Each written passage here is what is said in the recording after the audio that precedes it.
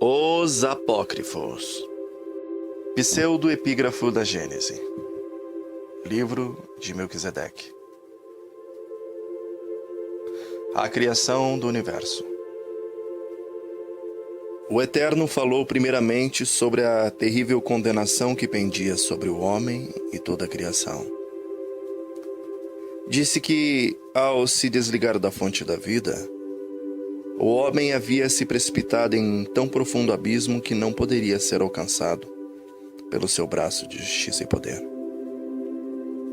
Humilhado e torturado pelas garras do inimigo, não restava ao homem outra sorte além da morte, fruto doloroso de sua espontânea rebelião. Considerando a situação humana, as hostes da luz não viam possibilidades de triunfo. Sabiam que só o homem poderia retomar o domínio do inimigo, devolvendo-o ao Criador.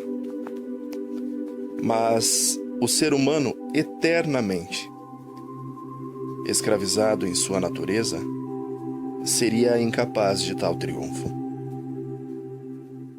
Com voz melodiosa e cheia de ternura, Elohim revelou o plano da redenção, dizendo: na verdade, o homem colherá o fruto de sua rebelião numa terrível morte. Não posso, com o meu poder, mudar-lhe a sorte. Se assim agisse, seria injusto diante de meu decreto. Mas farei cair toda a condenação sobre um substituto que surgirá na descendência humana. Este homem não trará em suas mãos as algemas da morte, sendo inocente e incontaminado em sua natureza. Como representante da raça humana, enfrentará a Satã e o vencerá. Após triunfar nessa batalha, provando que o amor é mais forte que o egoísmo, que a verdade é mais forte que a mentira e que a humildade é mais poderosa do que o orgulho, o fiel substituto erguerá as mãos conquistadoras, triunfantes, não para saudar a grande conquista, mas para tomar das mãos da humanidade escravizada a taça de sua condenação. Sorverá assim, submisso, o cálice da eterna morte. Esse imenso sacrifício abrirá aos seres humanos uma oportunidade de serem redimidos, voltando aos braços do Criador, juntamente com o domínio perdido. As hostes surpresas ante a revelação do Eterno indagaram a identidade desse substituto. Então o Criador, com um sorriso amoroso, disse-lhes: eu serei esse homem. O meu espírito repousará sobre uma virgem, e nela será gerado um filho santo. Esse menino será divino e humano. Em sua humanidade, ele será submisso à divindade que nele habitará. Os remidos verão nele o Pai da eternidade, o Criador e Redentor, o Rei dos Reis. O seu nome será Yeshua, nome em hebraico que traduzido significa o Eterno salva. Assumindo a natureza humana, Elohim poderia pagar o alto preço do resgate, morrendo em lugar dos pecadores. As hostes da luz ficariam emudecidas ao conhecer o plano do Criador. O pensamento de verem-nos submeter-se a tão penoso sacrifício a fim de redimir o domínio perdido era demais para suportarem. Não havia, contudo, outra esperança de conquista a não ser através dessa amorosa entrega. Após desfrutar o alto preço do pecado, o jovem casal sentiu-se mal. Inicialmente sentiram um grande vazio no coração, que logo foi preenchido pelo remorso e pela tristeza. Perceberam que, inspirados pela cobiça, haviam selado sua triste sorte e a de toda a criação. Parecia-lhes ouvir ao longe um gemido de um universo vencido. O sol que os enchera de vida e calor naquele dia agora ocultava-se no horizonte, anunciando-lhes uma negra noite. O arrebol que até ali anunciara-lhes o feliz encontro com o Criador, parecia agora envolvê-los numa sentença de que jamais despertariam para um novo dia.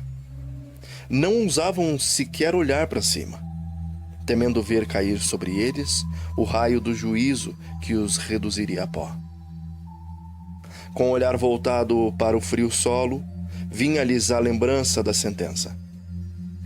No dia em que dela comerdes, certamente morrereis.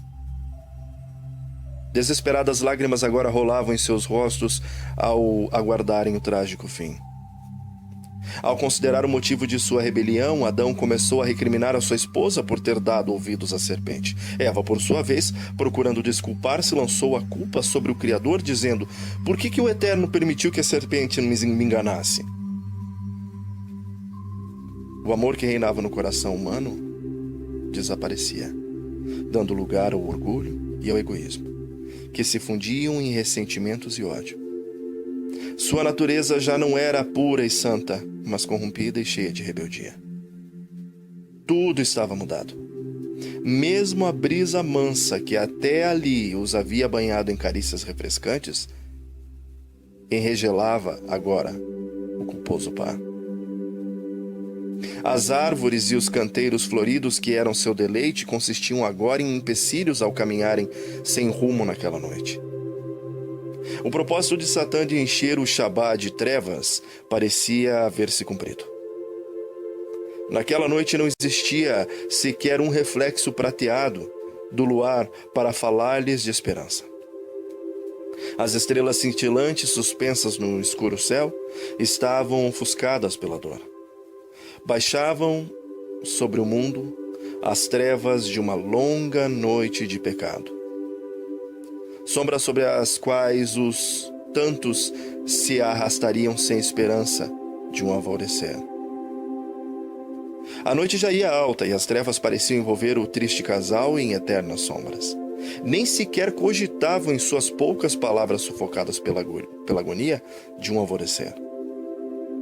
Cabisbaixo, tateavam daqui para ali, na expectativa do juízo iminente que os reduziria ao frio pó.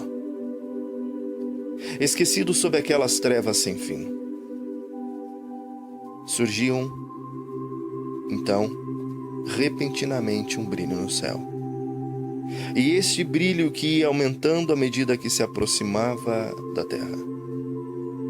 O casal estremeceu, pois sabia que era o Criador que vinha dar-lhes o castigo. Vencidos pelo pânico, puseram-se a correr, distanciando-se do Monte Sião, o lugar da vergonhosa queda. Justamente para ali, viram o Criador dirigir-se. Eles que sempre corriam ao encontro do amoroso Pai, atraídos por sua luz, fugiam agora desesperados em busca de lugares escuros, de densa floresta. O Eterno, movido por infinito amor, passou a seguir os passos do casal fugitivo. Enquanto caminhava, chorava ao lembrar dos momentos felizes que havia passado junto a eles naquele paraíso. Contudo, se transformara. Seus filhos não conseguiam mais ver nele um pai de amor, mas alguém que, irado, buscava castigá-los. Movido por forte anseio de abraçar os seus filhos humanos, Elohim faz ecoar a voz numa indagação. Adão, onde vocês se encontram? Sua voz ao soar ao meio das trevas trazia consigo somente um eco vazio que falava de ingratidão e rebeldia. Como desejava envolver o casal num ardoroso abraço e com palavras de carinho confessar-lhes que seu amor era o mesmo. Ao ver seus filhos fugindo de sua presença, o Eterno foi tomado de uma grande dor. Ante ao seu olhar mareado de lágrimas, estendia-se o futuro da raça humana. Quantos enganados por Satã fugiriam de sua presença no decorrer da longa noite de pecado, julgando-ne um senhor tirano que vive buscando falhas e fraquezas dos pecadores a fim de castigá-los. O Criador, todavia, não desistiria de procurá-los pelo vales sombrios do reino da morte. até conquistar um povo arrependido.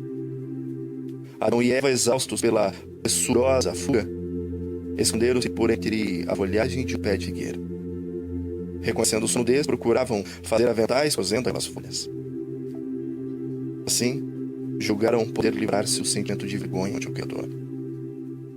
O Eterno, aproximando-se do local onde o casal se escondia, perguntou: Adão, onde estão vocês? Não podendo mais ocultar de Elohim, Adão ergueu-se juntamente com sua companheira e, cabisbaixos, apresaram o Criador, prostrando-se trêmulos aos seus pés. Não consigo encarar mais. E isso devido ao senso de culpa. O Criador carinhosamente tomou-os pelas mãos, erguendo-os do chão, e com expressão de tristeza o semblante perguntou-lhes: Por que vocês fugiram de mim? Acaso comeram do fruto da árvore da ciência do bem e do mal? Adão, todo trêmulo, com a voz entrecortada por soluços de temor, respondeu: A mulher que me deste por companheira, ela deu-me do fruto e eu comi. Com essa resposta, Adão procurava desculpar-se, lançando a culpa sobre sua esposa. Voltando-se para Eva, o Eterno indagou-lhe: Por que você fez isso? Eva prontamente respondeu: Aquela serpente, ela me enganou e eu comi. Ambos não queriam reconhecer a culpa. E então lançavam-a um sobre o outro. Em suma, atribuíram ao Criador a responsabilidade por todo o mal praticado. Por que eles concedera-lhes o livre-arbítrio? Por que criar a mulher? Por que criar a serpente? Silente, Elohim observava seus filhos que, tímidos e desconcertados, permaneciam diante de si. Então, com profunda tristeza, ele previu que essa seria a experiência de incontáveis seres humanos no decorrer da história. Quantos haveriam de se perder por não reconhecerem a própria culpa? Quantos procurariam justificar-se lançando seus erros sobre os outros e até mesmo sobre o Criador? Com palavras brandas, o Eterno procurou fazê-los reconhecer sua culpa. Somente reconhecendo sua necessidade poderiam ser ajudados. Olhando para as frágeis vestes tecidas por mãos pecadoras, disse ao casal: Filhos, essas vestes não são suficientes. Logo secarão e vão se desfazer. Vocês precisam de vestes duradouras que possam cobrir vossa nudez, livrando-vos da vossa condenação. Se vocês quiserem, eu posso dar-lhes essa veste. Ante as palavras bondosas do Criador que traziam a esperança, o casal prostrou-se arrependido. Despindo-se de suas ilusórias vestes, símbolo de seu fracasso, almejavam agora as vestes da salvação, prometidas pelo Divino Pai.